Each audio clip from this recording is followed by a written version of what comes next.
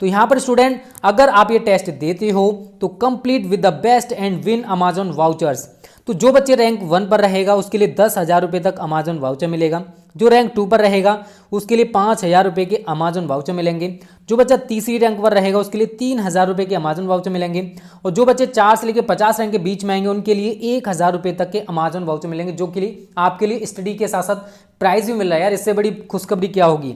ठीक है बच्चों, और यहाँ पर आप देख सकते हो second contest for IIT-JEE on November 22 को होने वाला 2020। टाइमिंग रहेगा 11 बजे। और यहाँ पर आप देख सकते हो फॉर क्लास 11 11 से 11:45 तक फिजिक्स केमिस्ट्री मैथ्स आएगा। 3 round of 7 question each, negative score for incorrect answers. ठीक है, 11 क्लास 12 के लिए है और 4 क्लास 13, ठीक है ना, जो ड्रॉपर्स होते हैं उनके लिए। ठीक है, तो यहाँ पर सभी के लिए टाइमिंग दे रखे है स्टूडेंट। तो 22 नवंबर को आप जरूर ज्वाइन करें, वीडियो के डिस्क्रिप्शन में आपको लिंक मिल जाएगी। ओके बच्चों, कंटेस्ट जो फॉर्मेट है वो क्या है, 45 मिनट्स का है, 21 क्वेश्चन हैं, सेपरेट कॉन्टेस्ट है, 3 सेक्शंस हैं, जे स्कोरिंग, फोर्टनाइटली कॉन्स्टेंट कंटेस्ट है। ठीक है बच्चों, और सिलेबस यहाँ पर आप देख सकते हो, सब कुछ आपको इस वीडियो के डिस्क्रिप्शन में मिल जाएगा। ओके स्टूडेंट्स, एनरोल कर सकते हो आप फ्री ऑफ कॉस्ट, इस वीडियो के डिस्क्रिप्शन में आपको लिंक दे रखी है। Okay students, thank you. Hello student, एक बार फिर से आपका स्वागत है आपका अपने स्मार्ट स्टडी क्लासेस में। हाँ, तो हमारी इंटरमीडिएट की इंग्लिश ग्रामर क्लास चल रही थी और जिसमें चल रहा था आपका वोकैबुलरी। क्या चल रहा था? वोकैबुलरी, जिसे हिंदी में बोलते हैं हम शब्दावली। तो ये आपके एग्जाम में 14 मार्क्स का आता है। कितने का आता है? 14 मार्क्स का।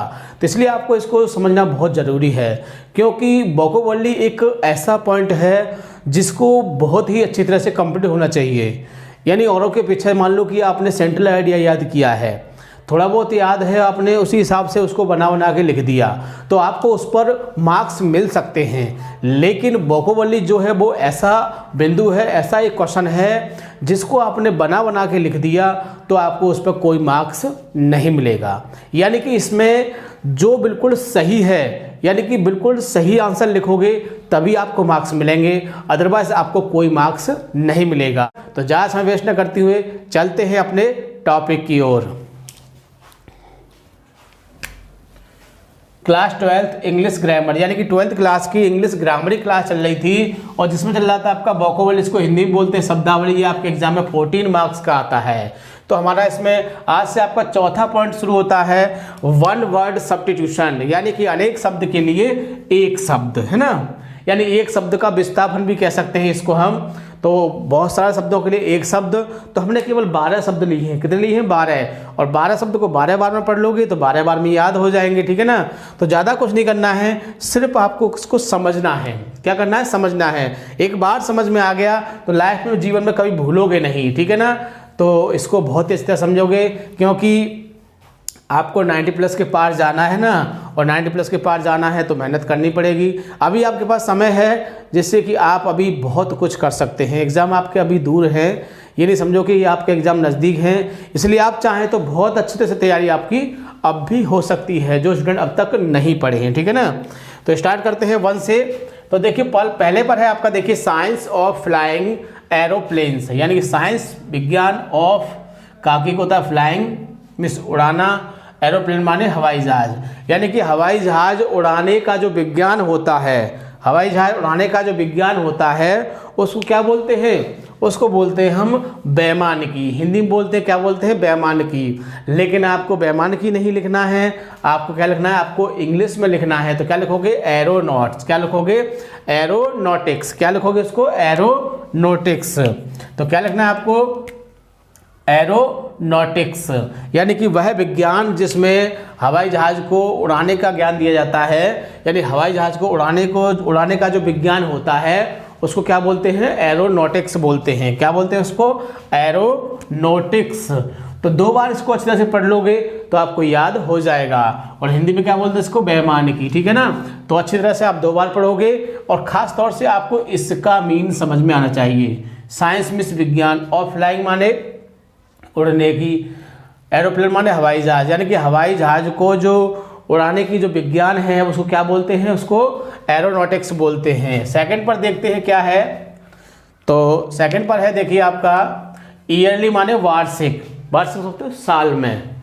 रिटर्न्स माने लौट के आता है, ऑफ द डेट, यानी जो तारीख जो एक साल में लौट के आती है, ऑफ एन इवेंट, किसी घटना की, यानी किसी घटना की तारीख मान लो कोई घटना है या कोई अच्छा दिन है, वो तारीख जो साल में एक बार लौट के आती है उसको क्या बोलते हैं, उसको हिंदी में बोलते हैं वर्षगांठ या फिर जयंती कहते हैं, जयंती। और इंग्लिश में क्या बोलते हैं उसको, एनिवर्सरी। क्या बोलते हैं ना, एनिवर्सरी। तो आपको याद रहेगा कि वह घटना जो साल में एक बार फिर से लौट के आती है वो क्या होती है, वो एनिवर्सरी होती है। वो क्या होती है, एनिवर्सरी। यानी कि आपको पहले इंग्लिश मीन याद करना है, उसके मीन चाहो तो हिंदी मीन याद रख सकते हो। अब हम आपसे कहें कि एनिवर्सरी क्या होती है, एनिवर्सरी वर्षगांठ होती है, जयंती होती है।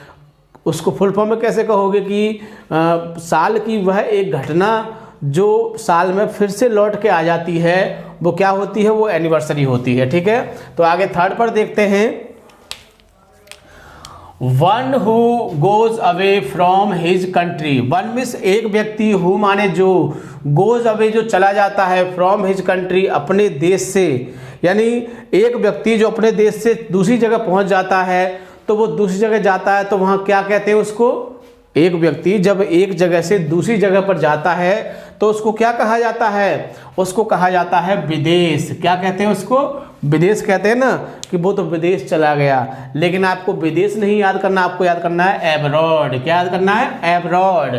ABROAD स्पेलिंग भी याद रखनी है, क्योंकि एग्जाम में आपको इसको स्पेलिंग सहित लिखना है, ना कि किसी को सुनाना हो। और ख़ास तौर से देखो जो आपके वन वर्ड शब्द होते हैं इसकी आपको स्पेलिंग बहुत अच्छी तरह से याद करनी है, क्योंकि सबसे खास बात क्या होती है, एग्जाम में इसकी स्पेलिंग ही गलत लिखी जाती है, क्योंकि वर्ड ही कुछ टेढ़े मेढ़े से होते हैं ये, इसलिए स्पेलिंग से गलती हो जाती है। इसलिए आप करोगे इनको स्पेलिंग के साथ याद करोगे। ठीक है, तो अगला शब्द देखते हैं, आपका फोर्थ पर है, देखिए वन मिस एक, हु फ्लाइज फ्रॉम लॉ।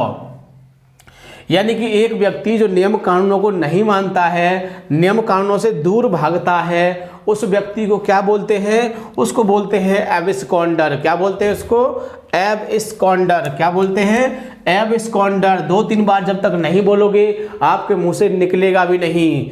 इस बात को ध्यान रखना मेरी को, कि जब तक आप इस शब्द को किसी के मुंह से सुन नहीं लोगे तब तक आपकी समझ में नहीं आएगा। तो क्या बोलते हैं, एक व्यक्ति जो क्या होता है, जो कानूनों को नहीं मानता है, कानूनों से दूर भागता है, उसको बोलते हैं एब्सकॉन्डर। क्या बोलते हैं, एब्सकॉन्डर बोलते हैं उसको, और हिंदी में बोलते हैं उसको भगोड़ा। ठीक है ना, याद रहेगा ना। आगे देखिए 5 पर आता है, असेंबली ऑफ हियरर्स। यानी असेंबली एक भीड़, एक समूह, किसका, सुनने वालों का। यानी सुनने वालों की जो भीड़ होती है उसको क्या बोलते हैं, आपने पढ़ा होगा, क्या बोलते हैं उसको, जब बहुत सारे लोग इकट्ठे हो जाते हैं और किसी भीड़ के रूप में, और जब वो किसी की बात को सुनते हैं तो उनको हम बोलते हैं ऑडियंस। क्या बोलते हैं, ऑडियंस बोलते हैं उनको। क्या बोलते हैं, ऑडियंस। कहते हैं ना कि बहुत सारे ऑडियंस थे, मैंने वहाँ पर लेक्चर दिया तो बहुत सारे ऑडियंस इकट्ठे हो गए।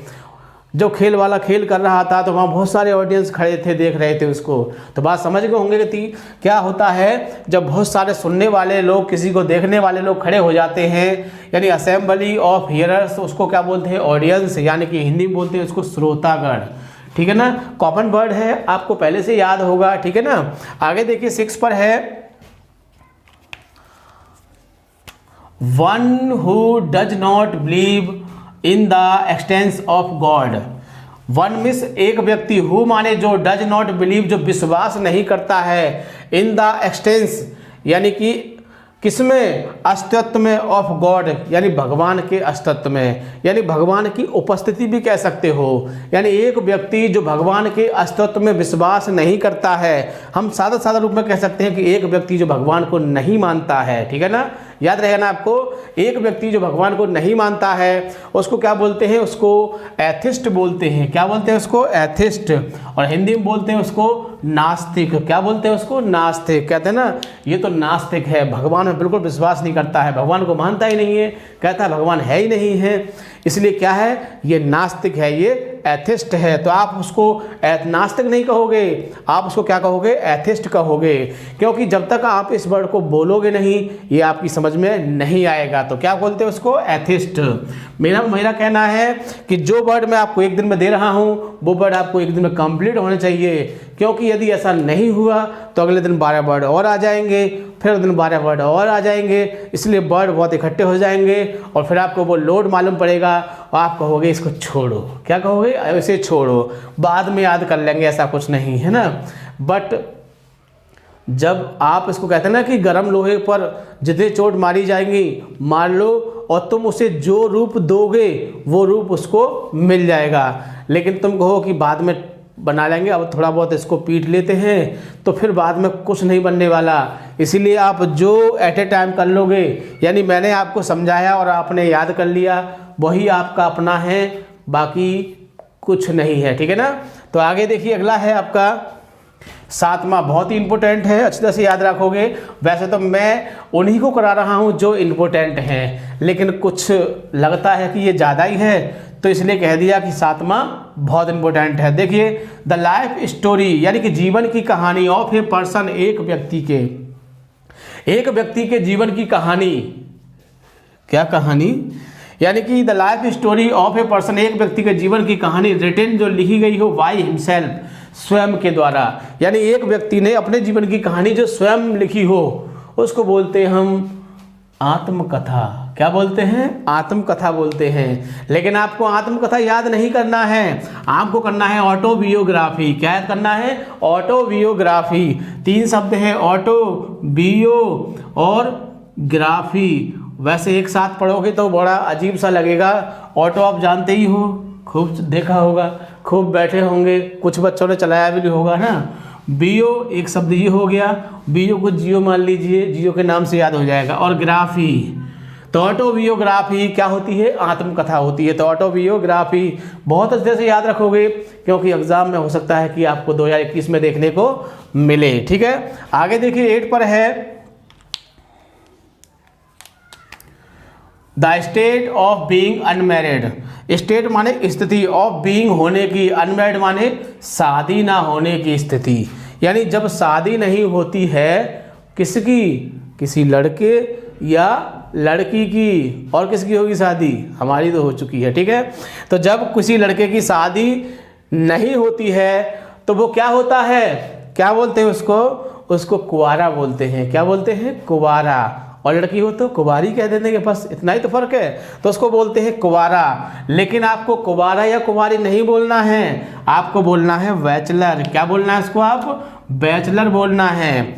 यानी कि ऐसी कंडीशन जब किसी की शादी नहीं होती है तो उसे क्या बोलते हैं? उसे आप बैचलर बोलते हैं। कुंवारा नहीं बोलोगे, आपको बैचलर बोलना है, क्योंकि एग्जाम में आपको बैचलर लिखना है, ना कि कुंवारा लिखना है।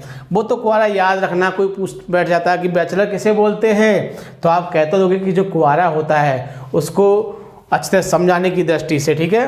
तो आगे देखिए, 9 पर देखते हैं। ए पर्सन, एक व्यक्ति, हु इज अनेबल टू पे डेब्ट, एक व्यक्ति जो कर्ज को चुकाने में असमर्थ है। एक व्यक्ति हु इज अनेबल, जो अनेबल है, असमर्थ है, टू पे डेब्ट, कर्ज को चुकाने में असमर्थ है या कर्ज नहीं चुका पाया है, तो उसको बोलते हैं दिवालिया। क्या बोलते हैं उसको? दिवालिया। कहते हैं तो दिवालिया हो गया है, यानी कि उसको बेईमान कह सकते हैं। क्या कह सकते हैं? कि ये तो बेईमान हो गया है। कहते ना, इसने तो पैसा मान लिया, बहुत से लोगों का मान लिया, हमारा भी मान लिया है, तो क्या बोलते हैं? ये तो बेईमान है। क्या है? बेईमान। लेकिन उसको किताबी भाषा में क्या कहते हैं? दिवालिया। क्या कहते हैं उसको? दिवालिया। और लेकिन आपको क्या याद रखना है? बैंकरुप्ट। क्या करना है? बैंकरुप्ट बोलते हैं उसे, बैंकरुप्ट। बैंकरुप्ट क्या बोलते हैं उसको? बैंकरुप्ट याद करोगे तो बैंक तो शब्द आपने पढ़ा होगा, रुप्ट को पढ़ लीजिए बस, है ना। तो बैंकरुप्ट बोलते हैं किसको? जिसने कर्जा नहीं चुकाया है, उसको अब दिवालिया भी कह सकते हैं। आगे देखिए, 10 पर है आपका a lover of books. A lover माने एक प्रेमी, ऑफ बुक्स माने किताबों का, यानी किताबों का बहुत ज़्यादा प्रेमी जो होता है, किताबों को पसंद करने वाला, उसको क्या बोलते हैं? उसको बोलते हैं बुक वॉर्म। क्या बोलते हैं? बुक वॉर्म, यानी कि पढ़ाकू। और बुक वॉर्म क्या होता है? ये कहते हैं बुक, बुक में से किताब होती है, वॉर्म में से क्या होता है? कीड़ा होता है। क्या होता है? कीड़ा। क्या होता है? कीड़ा। तो कहते हैं ना ये तो किताबी कीड़ा है। जो व्यक्ति ज़्यादा किताबें पढ़ते हैं उनको सब बोलते हैं, यानी जब देखा किताब लेके बैठ गए, जब देखा किताब लेके बैठ गए, खाना खाने बैठे तब भी किताब लेके, टीवी देख रहे हैं तब भी हाथ में किताब है, तो उसको बोल देते हैं ये तो किताबी कीड़ा है, यानी ये तो बुक वॉर्म है। क्या है? बुक वॉर्म है ये तो बहुत आसानी से आपको याद हो जाएगा ना। और उसको हिंदी में क्या बोलते हैं? आप उसको पढ़ाकू, और वैसे क्या हो? Bookworm. तो आपको तो बुक वॉर्म याद करना है, ठीक है। आगे देखिए 11 पर है a list of books. A list of books यानी कि एक सूची। किसकी सूची? किताबों की सूची। तो उसको क्या बोलते हैं? सूची पत्र कहते हैं। बट आपको क्या याद करना है? कैटेलॉग। क्या बोलते हैं उसको? कैटेलॉग। जब बहुत सारी किताबों की सूची होती है तो उसको बोलते हैं हम कैटेलॉग। क्या बोलते हैं? कैटेलॉग। और कैटेलॉग आपने ये भी देखा होगा कि बहुत सारे जब किसी होटल वगैरह में जाते हैं तो कहते हैं ना कैटेलॉग दिखाइए हमको, यानी कि जो बहुत सारी डिश होती हैं कि पनीर की है, आलू की है, मटर की है, और बहुत सारी सब्जियां होती हैं, बहुत सारी रोटियां भी होती हैं, और क्या क्या मेन्यू होते हैं, तो उसको भी कैटेलॉग ही बोलते हैं, ठीक है ना। तो उस बात से आपको याद आ जाएगा। जैसे कि बहुत सारी साड़ियां होती हैं, साड़ियों की डिज़ाइन होती है, तो उसमें ये नया कैटेलॉग, इसका कैटेलॉग, तो इस तरह से उसको कैटेलॉग ही बोलते हैं, है ना। तो ये भी कॉमन वर्ड है, आपको आसानी से याद हो जाएगा।